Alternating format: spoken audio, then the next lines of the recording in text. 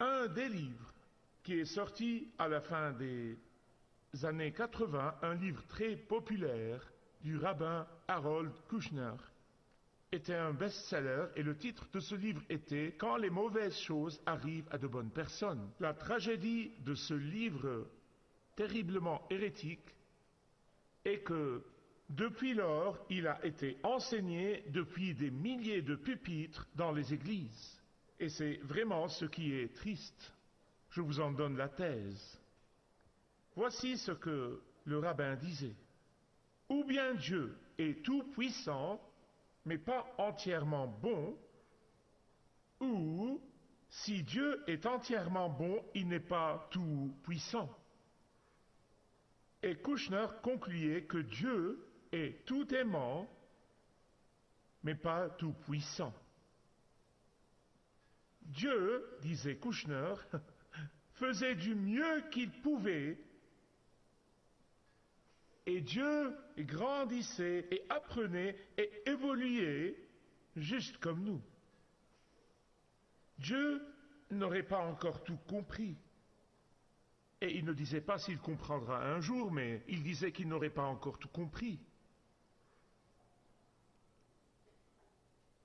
Et de fait, sa conclusion finale était que nous devons prier pour Dieu. Bon, la première fois que j'ai entendu ça, j'ai dit vraiment, si nous devons prier pour Dieu, à qui nous devons prier? Je n'ai pas eu de réponse.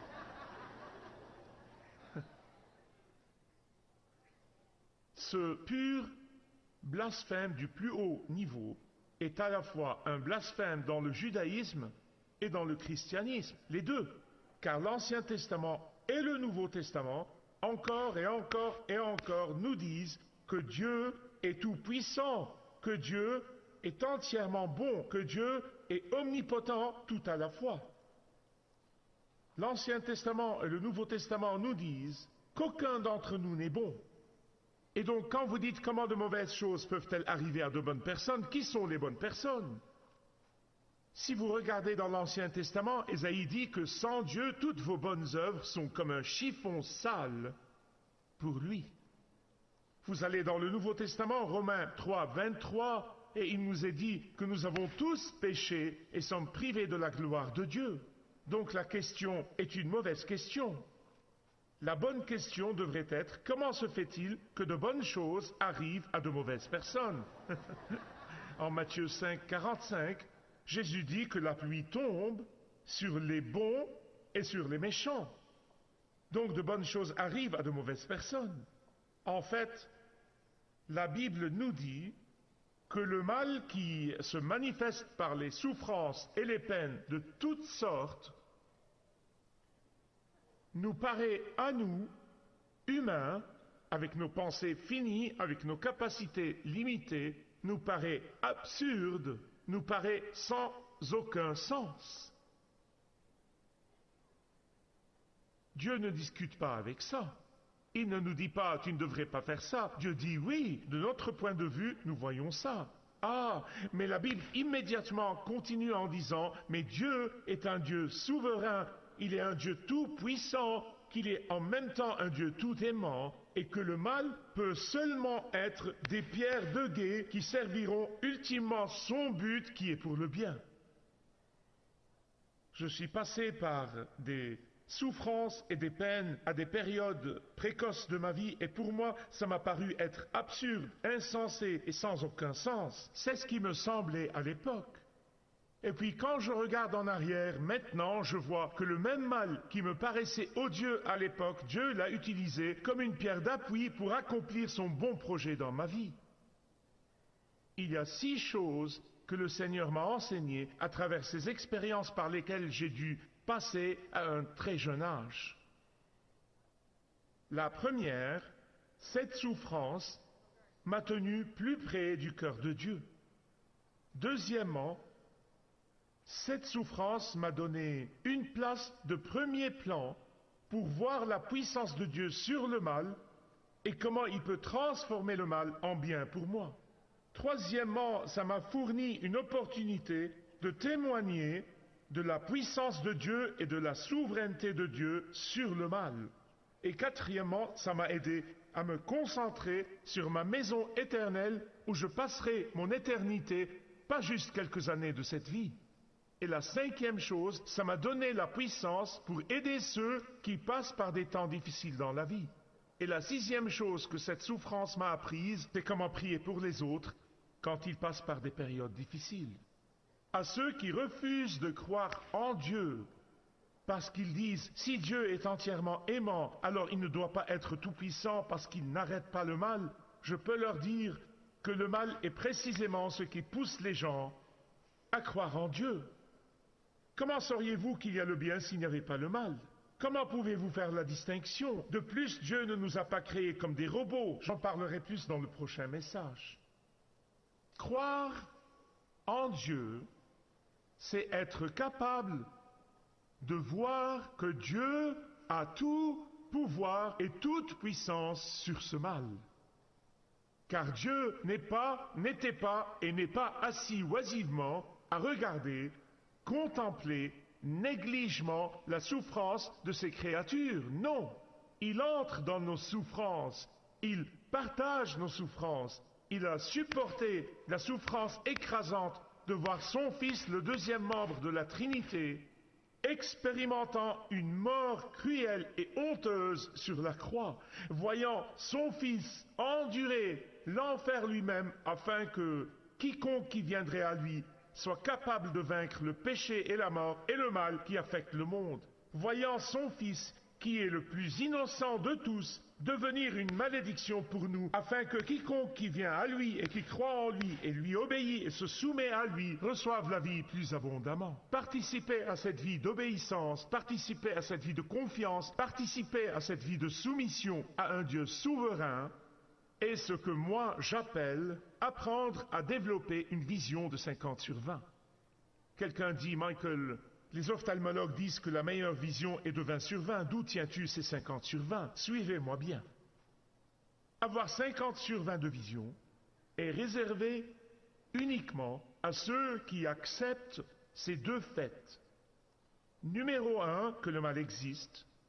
Numéro 2, que le mal ne peut jamais empêcher le plan parfait de Dieu pour ses enfants. Mais avant que j'explique ce que c'est qu'avoir 50/20 de vision, je veux vous rappeler qu'à la base, il y a deux sortes de mal. J'utilise ce mot avec ce qu'il implique de souffrance et de peine. Il y a un mal que je me fais à moi-même par mes propres choix. Dieu ne le provoque pas. Dieu ne l'a pas fait. Dieu n'a rien à voir avec ça. Je l'ai choisi. Laissez-moi expliquer. C'est la vieille proverbiale main sur le fourneau. Quand vous dites à un enfant, ne mets pas ta main sur le fourneau, c'est brûlant, mais ils le font quand même. Et quand ils se brûlent les mains, ils disent, oh papa, maman, je suis désolé. Nous leur pardonnons, bien sûr, leur folie. Et quand nous faisons la même chose, choisissons de mauvaises choses, mauvaises personnes, mauvaises relations, mauvaises choses, et nous crions à Dieu, oh Dieu, je suis désolé de ma folie, Dieu nous pardonne parce qu'il l'a promis. C'est sa promesse. Mais la cicatrice va rester. La cicatrice va rester longtemps. Vous voyez, à présent, vous pouvez appliquer cela à n'importe quel domaine de votre vie. Tous les mauvais choix que vous avez faits, et vous avez dû pâtir des conséquences. Vous voyez, c'est une sorte de mal. Mais ensuite, il y en a un deuxième type de mal. Une souffrance qui arrive totalement hors de votre contrôle.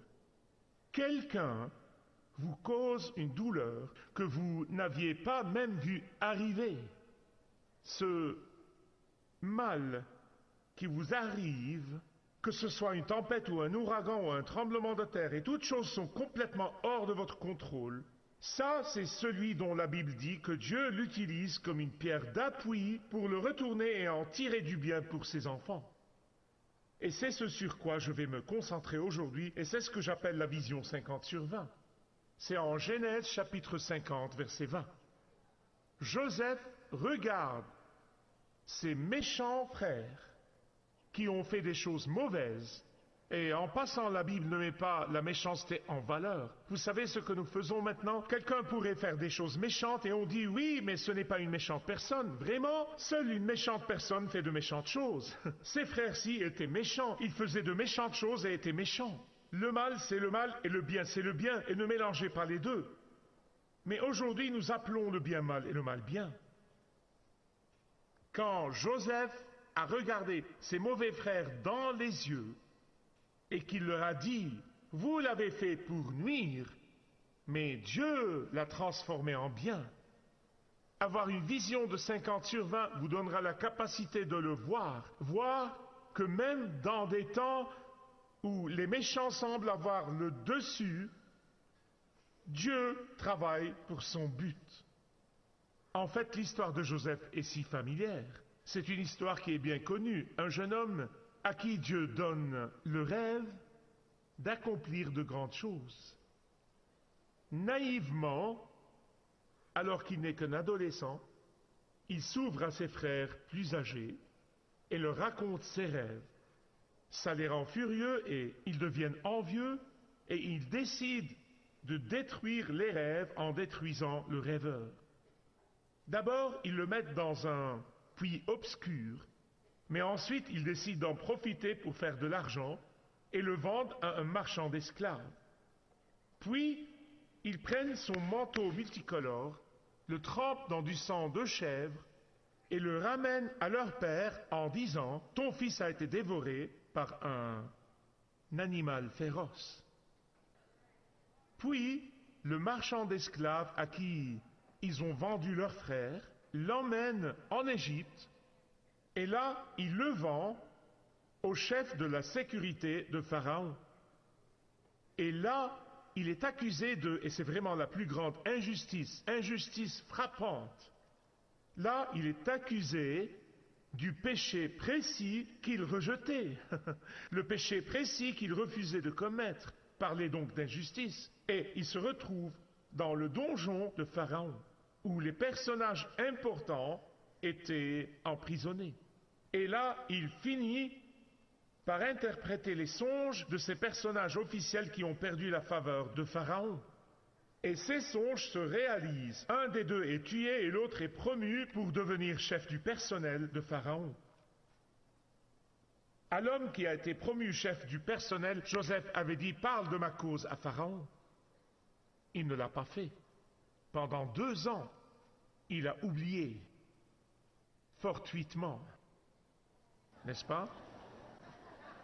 Quand Pharaon lui-même eut un rêve gênant, le chef du personnel veut se mettre en valeur auprès de Pharaon et dit au patron « J'ai des informations » et tout d'un coup il se souvient de Joseph. Il peut interpréter ce rêve pour vous. Alors Joseph est sorti du donjon, il se change et il monte pour interpréter le rêve de Pharaon et il finit par diriger le pays, la superpuissance de l'époque. Tout le mal que Joseph avait expérimenté pendant 30 ans, pas juste une fois mais plusieurs fois, tout cela paraissait sans nécessité, sans aucun sens et une souffrance injustifiée due aux injustices qui arrivaient. Pas juste une fois mais plusieurs fois. Vous et moi aurions dit, c'est vraiment insensé. Ça n'a pas de sens. Mais je veux que vous réfléchissiez avec moi juste du point de vue humain. N'envisageons pas pour le moment le point de vue de Dieu, juste le point de vue humain. Que serait-il arrivé si Joseph, au premier signe de l'injustice qu'il a expérimenté et de l'iniquité de la part de ses frères, ou même s'il avait été capable de s'échapper d'eux et de s'échapper du marchand d'esclaves qui l'emmenait en Égypte, supposez qu'il ait crié à Dieu, « Oh Dieu, sors-moi de là, Dieu, je ne suis pas heureux, Dieu, tu veux que je sois heureux ?» Où est-ce écrit dans la Bible? Il veut que nous soyons saints. Et supposez qu'il arrive à s'échapper et à s'enfuir loin de ces gens. Ok, il s'est échappé, il est rentré à la maison. Bon, son papa va être heureux. Jacob aurait été ravi. Son papa aurait adoré ça. Son papa aurait été enchanté. Ah, Mais ses frères, probablement plus en colère que jamais, et cette fois il l'aurait vraiment tué. Et que serait-il arrivé? Quelques années plus tard, quand la famine va frapper, tous les enfants d'Israël seraient morts. Tous les futurs prophètes, en commençant par Moïse jusqu'à la naissance du Messie, n'auraient pas existé. Le peuple de Dieu aurait été détruit. La promesse d'Abraham aurait été détruite. La civilisation égyptienne aurait disparu. Bon, ça peut ne pas vous émouvoir profondément, mais ça m'aurait contrarié. Je n'aurais pas été là. Mais à chaque étape, Dieu utilise le mal comme une pierre d'appui, et une pierre d'appui pour servir le bien ultime. Pensez-y, parmi tous les peuples de la terre, Joseph est vendu aux Égyptiens. Je veux dire qu'il aurait pu le vendre aux Ammonites, et aux Amorites, et aux Autrites, et tous les autres peuples de la terre. Mais parmi tous les peuples de la terre, ils l'ont vendu aux Égyptiens. Pourquoi? Un point très important. Il se peut que beaucoup de gens passent à côté. Les Égyptiens sont rasés de près. Ils voyaient les Hébreux chevelus comme manquant d'hygiène. Je vous le dis, c'est un fait historique. Et donc, ils ne se mariaient pas avec eux. Pourquoi est-ce important? Afin que le peuple de Dieu reste distinct. Joseph seulement s'est marié avec une Égyptienne. C'est pourquoi le peuple hébreu a pu rester un peuple distinct pendant 400 ans dans le pays d'Égypte. Non seulement ça, mais Joseph aurait pu être vendu à n'importe quelle vieille famille égyptienne. Mais non, il a été vendu au chef de la sécurité du roi. Pourquoi? Afin qu'il apprenne la culture égyptienne. Pourquoi? Parce qu'ensuite il serait seulement à la distance d'un souffle de Pharaon. Et ce n'est pas tout. Ce n'est pas tout. Joseph a été envoyé en prison. Pas n'importe quelle vieille prison, il y a beaucoup de prisons en Égypte, mais pas dans n'importe quelle prison.